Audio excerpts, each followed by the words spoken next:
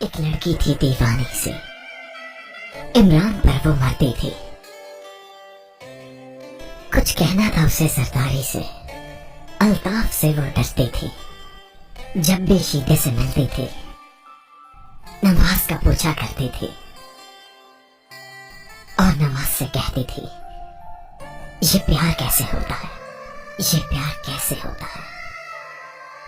और नमाज धीरे से चुपके से उसके कान में कहता था, क्यों निकाला, क्यों निकाला मुझे, क्यों निकाला।